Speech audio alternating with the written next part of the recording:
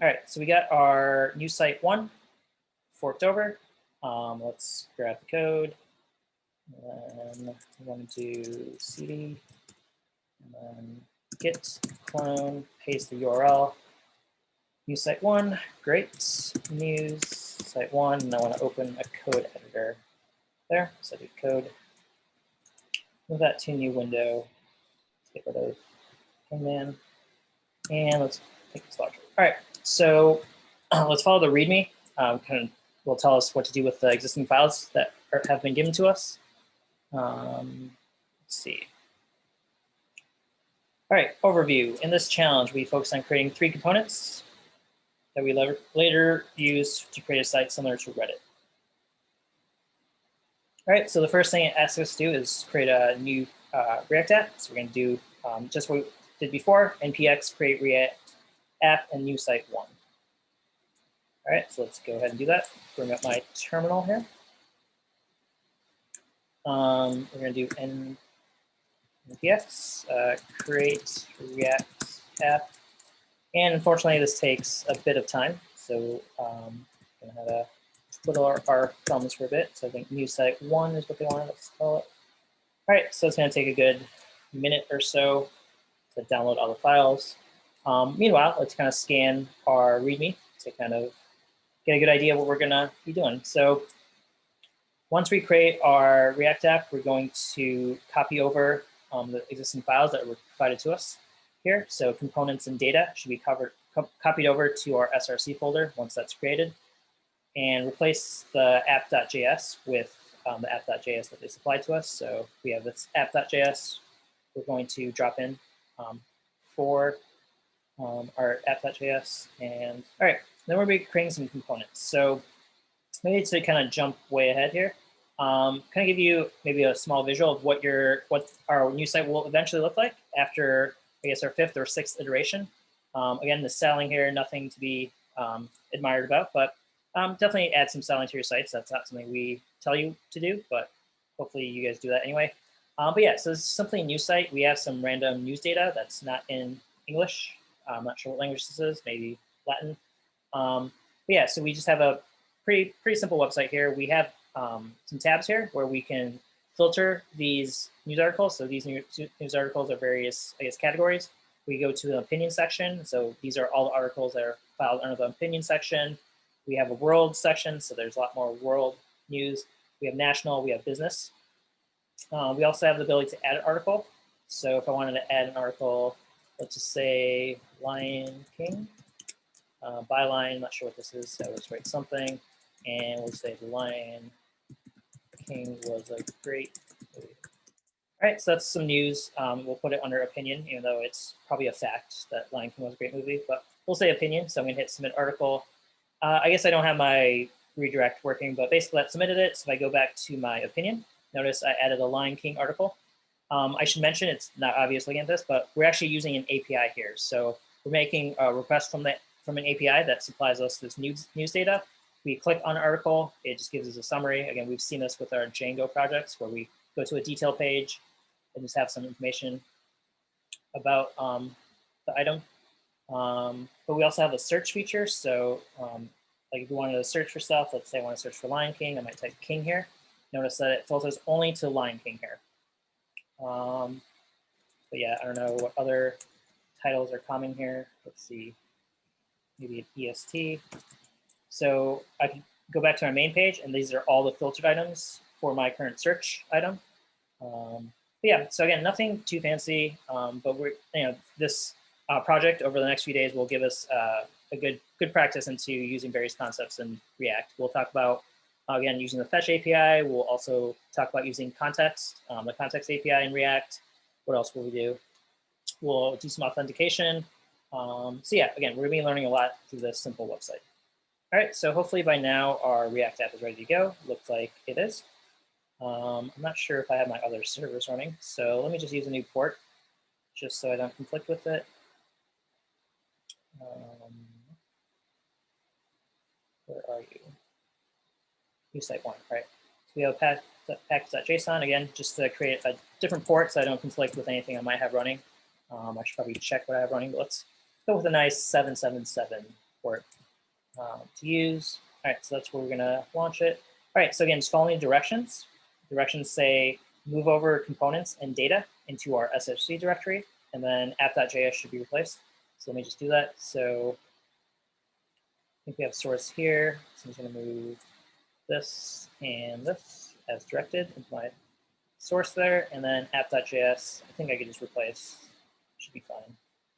All right, so that's good. This SRC is no longer needed, so you can go bye-bye. See you later. All right, I think we've done this correctly. Each of the 2 components have been stubbed out. Your mission is to create the content component for render and handle the props appropriately. All right, so hopefully everyone understands what we kind of got going on here. We've got code supplied to us, but we still need to adapt it and get it functional. So let's actually see what we have right now. Let's do an npm start. And we got, oh, because we're not in the right directory, is that the issue? Yeah, so we have a nested folder. So again, this is where I talked about, I usually don't like having nested folders, but just following the directions here, we got to switch to the correct directory. So I'll go cd new site. There we are. Here, please. All right, and then let's try npm start now. Start. All right, port 777. It should throw up a browser, I think. There we go. Okay, it's maybe not showing anything. Maybe it'll come up with something, not sure. All right, there we go. So we got some basic display. We got our app nav component, app article teaser component, and article component, but this is not what we expect for our new site. All right, so let's actually dive into the code. So I'm gonna go to app.js. That is where our, I guess, our parent component is. All right, so notice we're actually using a class-based component design here. Our previous example with Hangman, we did functional-based components. Definitely want to be familiar with both. You might see both. Again, we're kind of in that state where class-based components were the old way, but still probably current way, and functional components are the current way and maybe the more popular way going forward. So, but yeah, so it'd be good to get some experience with the class-based components. All right, so let's kind of just take a look at this code.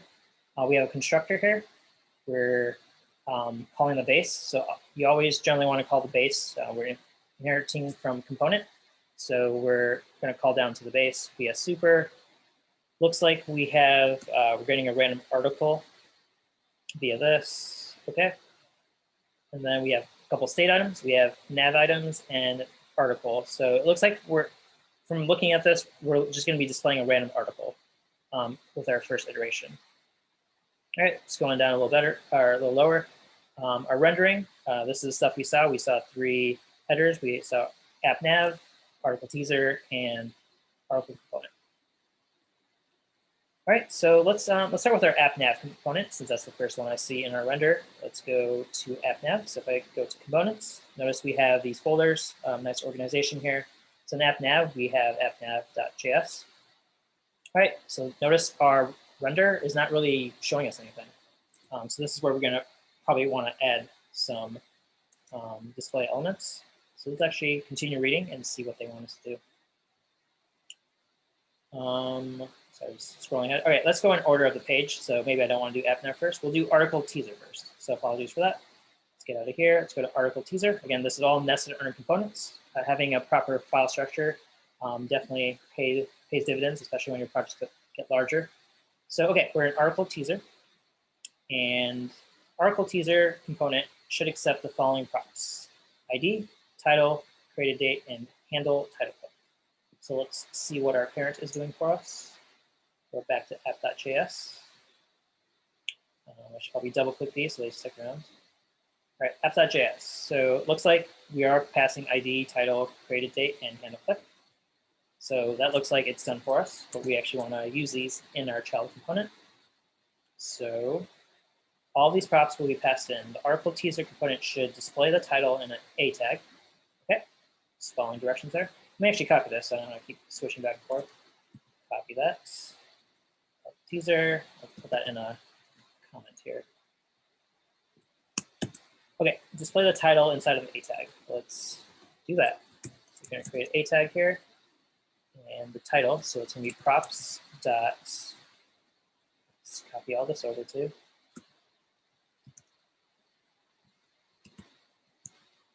All right, these are the props being passed to us. So I just want to have it all in one place. So I don't keep switching. So we're getting a title. So we can just reference that here, title, in curly braces, of course. When the A tag is clicked, it should call this.props that handle title click. Sounds good to me. So if you guys remember your A tags, Href is, I think what we want. Actually, no, Href would be the URL. In this case, I think we need to do onClick. And paste that in there. So this.props. Okay.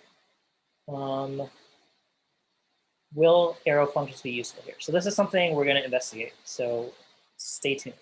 And then finally, we should display the created tag in a p tag. So let's go there. I don't know if this is related directly to, I think, Jacob's question about divs. One thing either you encountered already or have not is anytime you're rendering something, you must return one element. So that's why you always will see a div kind of surrounding all of your other elements. You can't return, like I can't return two different elements. I'm going to get this red squiggly line and say, you know, expression must have one parent element. So maybe you've seen that before, or maybe you have not, but that's why you always need to return one element with nested elements as desired. But I think Jacob's question was a little more about why did I have a div within a div, and that was probably my fault. Okay, so we did that. We want to show created by, so let's do that as directed. Props dot, this dot props dot, like this over here. I think I'm still thinking in functional based land. So we're in a class, so we got to use this dot props dot created. Okay, that looks good. Let's see what happens here. So you want to call this when we're clicked. Let's see what happens with what I have here. So don't forget your P on line 19. This dot ROPS. Okay, I gotcha. You guys are always saving my butt. All right, so okay, so we got our article teaser. That should be it. Article. So we'll test this out once we actually have stuff to show. Let's see if that impacts us. No, we're not showing anything right now. So app.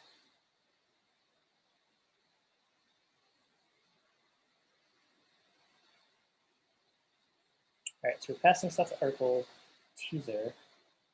And it's saying article teaser components. Why would you do that? Okay, so there we go. Sorry.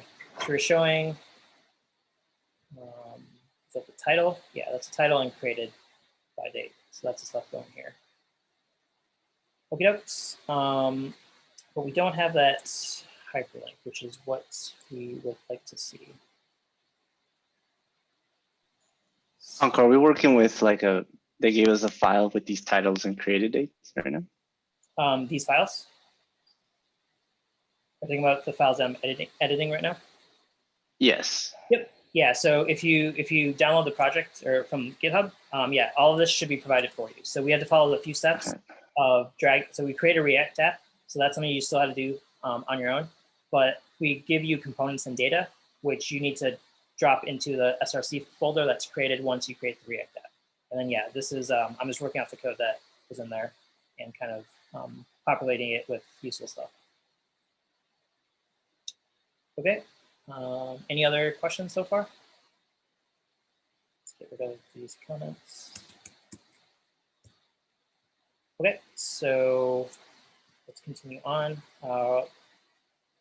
We want to do our article component. So this should take in a title, create a date, abstract, byline, image, and then we're going to do some stuff with it. So let's copy that over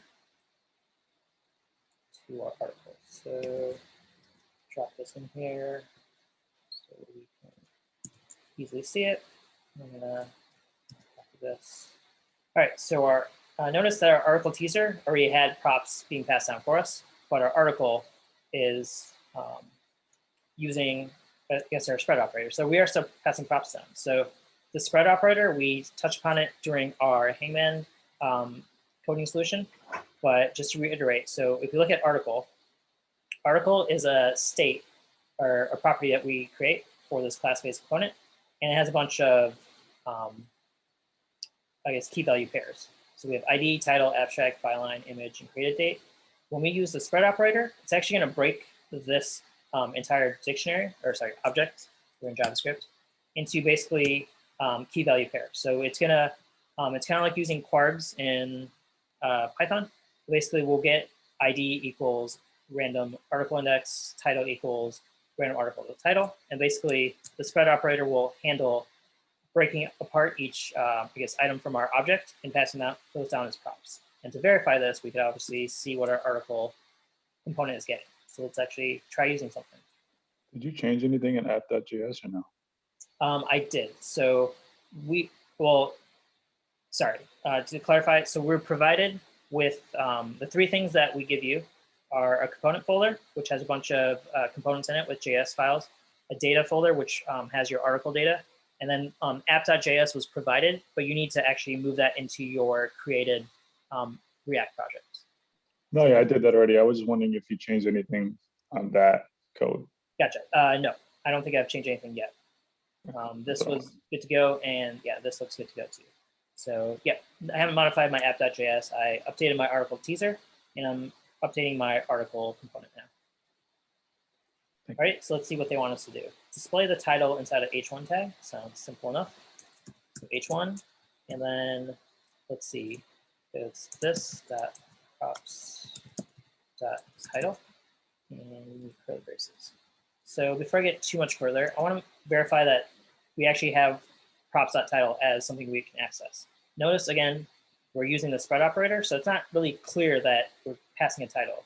But if you kind of look at what article is, it's an object, and we break it apart via the spread operator, we should have a title that's passed down to us. So let's verify that. So going here, this is our title. Let's see, Vete Distincto in Os Dolorum. Again, I butchered that probably. I don't even know what language this is, but we're showing the title right here. Okay, let's continue on with our article component. So we did this. We want to display the created date in a p tag. Again, pretty straightforward. We've worked with HTML in the past. So this is going to be created date, this dot props dot created date.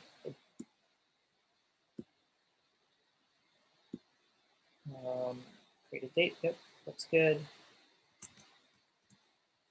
And then what else? Display the byline if it exists in h2 tag. So this is, again, if it exists. The byline might not be provided, and this is where conditional rendering, which we briefly saw before, can come into play. So if we want to do it right in our render method, we could do something like this dot props, sorry, let's do curly braces. This dot props dot byline. Let's just say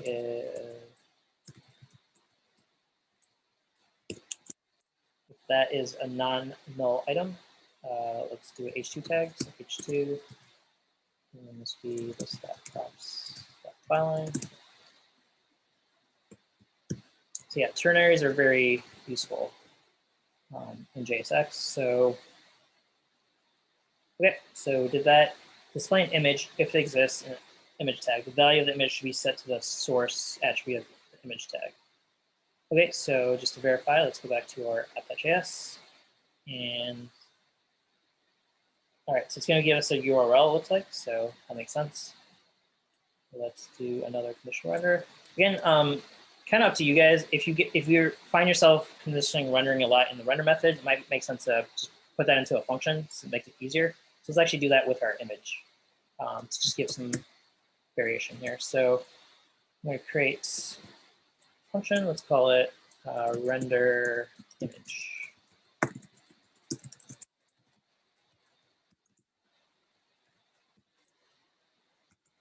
Okay, and then this will return some JSX for us. It's going to return an image with src equal to something. All right, so in here we should have access to this props because we're in a class. So again, this just refers to I guess in JavaScript, this actually refers to whoever is calling this method. We'll maybe talk about this more if we see an issue. So let's drag this out here.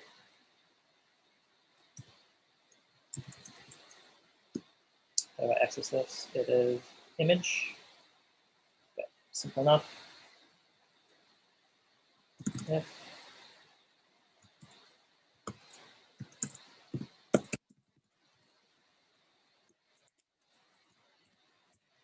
All right, so if we have an image, as in it's not null,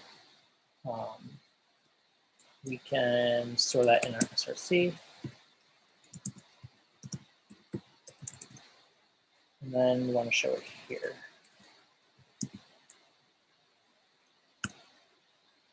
Or this way. No, it's not like that. So put that in curly braces. All right, sorry. Okay, so we're just going to pass that string there. Hopefully I should take care of it, but we should always double check. All right, so it's going to return an image element, and we can just use that right here. So again, instead of doing the conditional rendering here, it can be kind of tough because you don't have access to if statements necessarily. We just do this here. So let's do render image. And this render image because we're in a class. All right. So let's see if that actually works. Definitely could have screwed something up. All right. What else do we need to? And then display the abstract inside of a p tag. That's the last thing I want to do. So we'll do p tag, and then this props abstract. All right, let's save that. Let's see if we made a mistake here. Okay, so hopefully you guys can see this. We have a title. This is our article. We have a created date. This I screwed up, so it looks like I need to fix that quickly. We have our image, so we were supplied a URL. We just use that as our source for our image, and then we have our abstract, which is nothing too exciting here. Or is that actually the title? What am I doing? No, it looks like the abstract. All right, so I screwed this up because I forgot to add my curly braces. That's a mistake I make often. All right, let's refresh that. All right, so by Sam Roberts. So whoever Sam Roberts is, that's the author for this article here. All right, so again, just conditional rendering. You can do it right in your render method, or sometimes it might just be cleaner to write a function, so you just call the function and do your logic as needed. And it kind of makes it easier to read your render in that case. So kind of up to you. I would slightly probably prefer this if it's something more complex than like a ternary operation. Any questions? Again, we're just following along the curriculum and just getting our components kind of seated and functional before we actually start using them for real. All right, so again, we have notes in here about conditional rendering. It looks like they're suggesting you can use the and operator. So in that case, if this data exists, we'll continue on the and. So if you guys are familiar with short circuiting, with the and operator, if the first item evaluates to false, it won't even check the second item.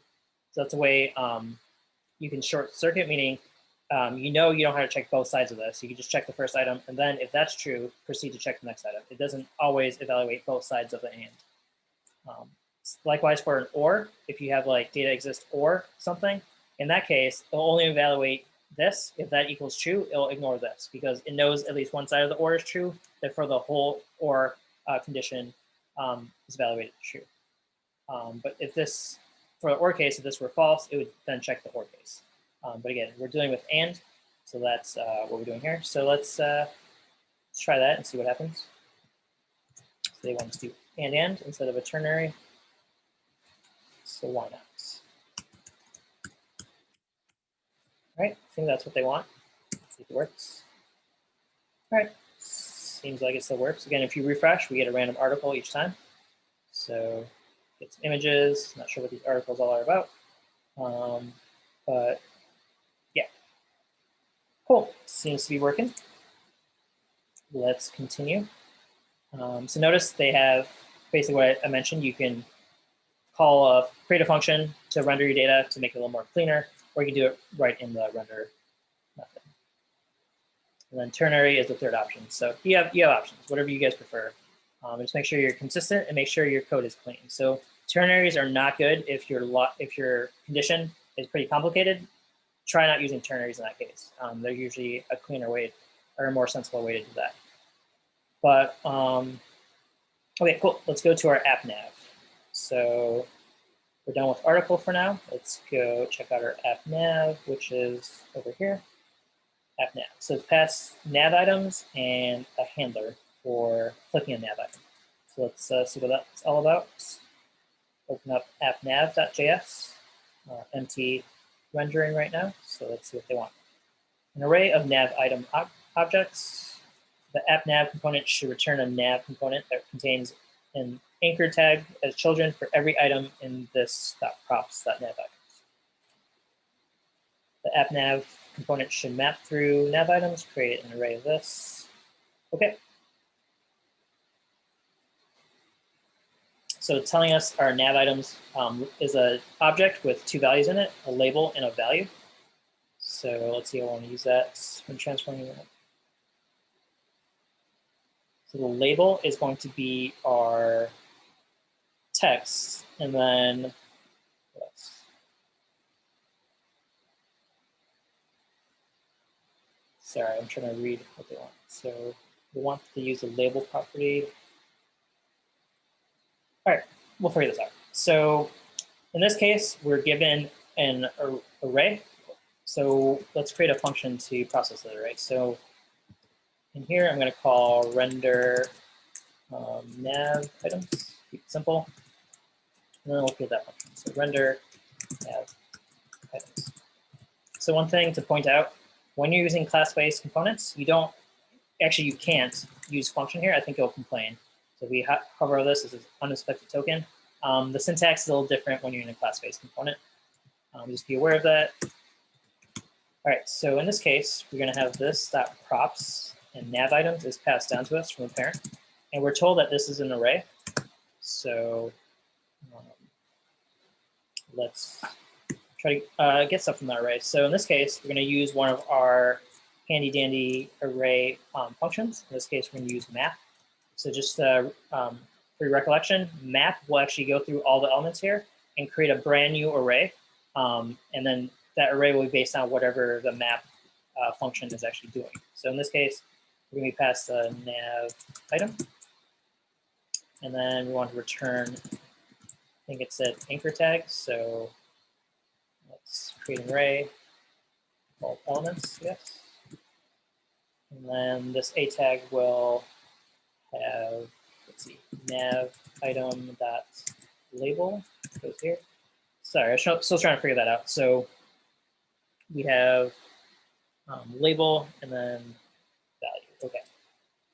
So label should be there. Okay. So nav item label looks good. And then this will have an onClick. So the onClick, I always forget my curly braces. Hopefully you guys are better about it. Will be an anonymous function. So when you click it, this will call this .props.handle nav click, I think it was. Where is it? Yep, handle nav click. So again, we're passing down a handler to our child so that our child can basically call back and do something. In this case, we're just going to log it to console. But again, in a real website, we'll probably do something more, or a completed website will do something more useful. So handle nav click was our handler. In this case, based on our directions, we want to pass back nav item dot value. So again, just make sure we're following along. Our nav items is an array, and that array has a bunch of objects. The objects each have 2 items in there. We have a label and a value with appropriate values for those keys. And we're basically extracting that data out and putting them into an anchor tag as directed. And then let's see this bold note here. You are all done when all of your data is displayed and your onClick events are firing for your app nav links and your article teaser links. You should see the console log. So let's see if that is true. save that. All right, so we're creating this elements array. We need to actually return it so that it actually renders. Okay, so render nav items. I probably have a typo. This dot. Always remember your this in classes. Still in the functional mindset. All right, so notice we have this up here. These are our sections. Again, it's not very easy to read. They're all kind of condensed. We have news, or we have home, opinion, world, national, politics, and was it upshot in New York region. So a bunch of, I guess, headers or sections we're probably going to deal with. Let's actually space these out a little bit. So I'm going to create a div. And then inside that div, we'll have our links. And since I have something multiple, I'm going to do some more of that. All right, so I have a div, and now I could have multiple elements in this div, because I always need one element on the outside. So let's add a space. So I don't know if you guys are familiar with adding spaces in HTML. It's not as easy as you think. There's something called a no break space. So this will add one space. Maybe I want to have what is that character, the pipe character, and another space. Not sure if this is what I want. Let's check that out. All right, cool. So I got this. It's breaking to new lines, which I don't want. So let me maybe clean that up. Let me put this in the span. I'm just trying stuff here. Maybe instead of a div, I should just have a span. Refresh, does that work? Nope. What's going on? So the div is breaking it up. All right, so again, going back to our HTML introduction, divs are block elements, spans are inline elements. So since I added a div, that's why I was creating a new line. But if I am hopefully correct, having a span will allow these items to still be on the same line. Let's save that and see what happens. Yep, there we go. So notice we have some separation. It's a little easier to read. Our navigation, we probably don't want this last pipe here, so could do maybe additional checking in here. I'm not going to bother with that, but again, trying to make it a little more sensible when you're designing your website. Okay, cool. So it seems like we got our nav rendering, we got our teaser rendering, and we got our article detail rendering. But if I look at this, we don't have our links. So we had some links that we're supposed to have. This is an anchor tag. And then what is it? Article teaser also has an anchor tag. These don't show up as hyperlinks, so that's something we might want to fix. But let's see if we actually click on them. So I'm going to bring up my property inspector, which is Option Command I in Chrome. I actually don't like this on the side, so let's put it down the bottom. All right, go to our console. Got a bunch of warnings. Hopefully that's fine. Let's actually click something. So I'm going to click on this opinion. Notice it said opinion down here. Hopefully you guys can read that. Let me blow that up a little bit.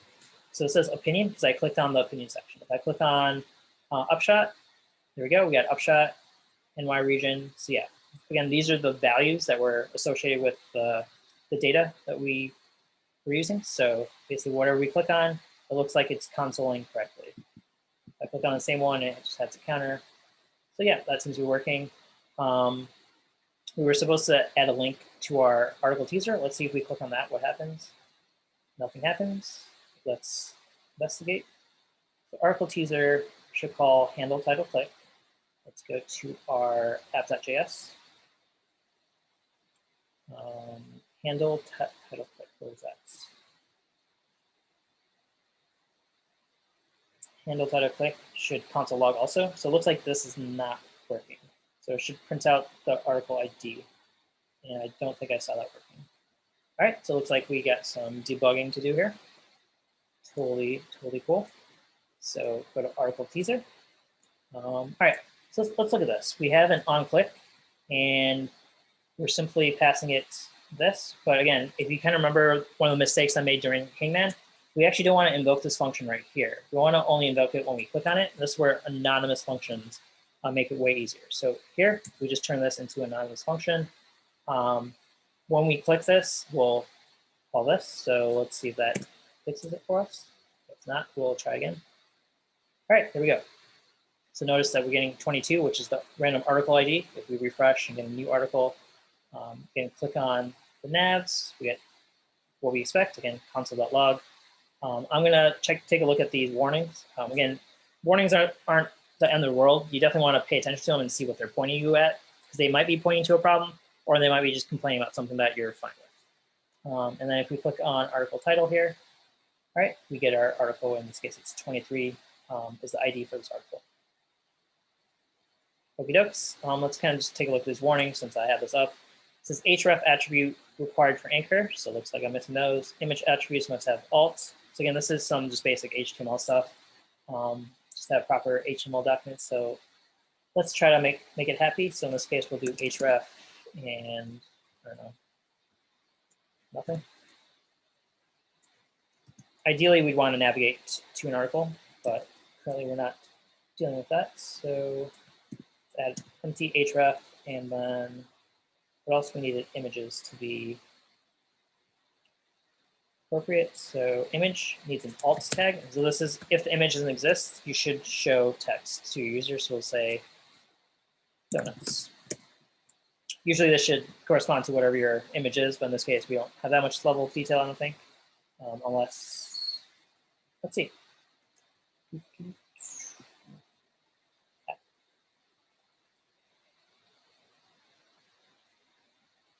All right, so news is coming from, right, our data. So let's look at what our data looks like. So I'm going to go to news.json. Okay, so we're pulling the random articles from this giant JSON file that we've supplied to us. So let's take a look what we have. We have URL. What else do we have? We have caption, copyright. So this is for the images. We scroll up. We have multimedia for each article. So it looks like they have different size images, like a small version, maybe a medium one, maybe different images. I'm not quite sure why some have multiple media items, but again, we're using the URL to display an image. Caption, so I guess we could use caption as the alt text, but it looks like most of these captions are empty anyway, so yeah, I'm just gonna leave it as donuts. This is just our trial for now. But always good to know what type of data you're working with and what you have access to. Okay, cool. So I think we got our sites mostly fine. Let's refresh. Still complaining. Why are you complaining?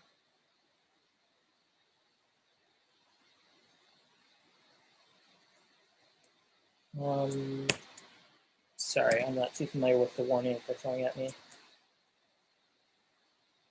Nope, href attribute requires a valid value to be accessible. Provide a valid navigable address in href. You cannot provide a valid href, but still need element to resolve the link. Use a button and change it to appropriate styles. I'm not going to bother right now. Okay, so it's complaining about my hrefs because I'm not actually doing something valid. I thought this would solve it, but apparently I'm not that creative enough for them. Okay, so let's just ignore those warnings. Again, warnings don't always mean that you need to worry about anything. Okay, cool. So I think we went through most of this page. Again, mostly just following directions for the first pass. It's nothing too exciting.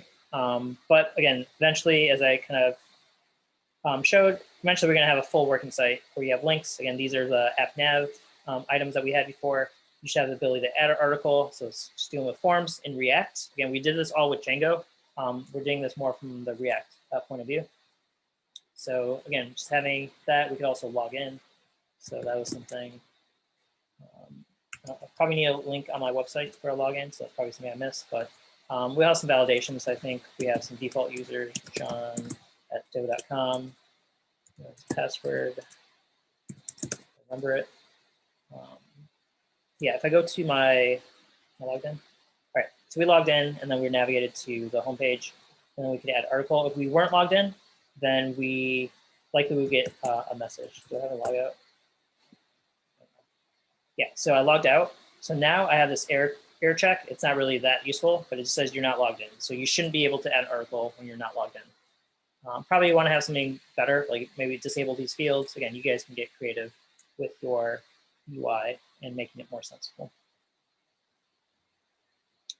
Okay, so yeah, that didn't take too long. So hopefully you guys get a good introduction to a new site.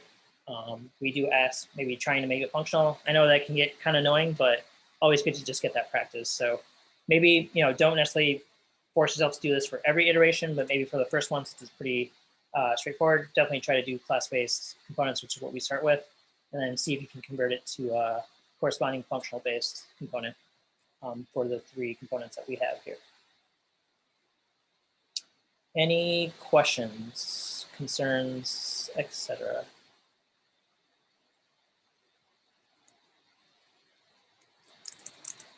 Okay, I hear silence. Hopefully you guys are still awake and then put you guys to sleep.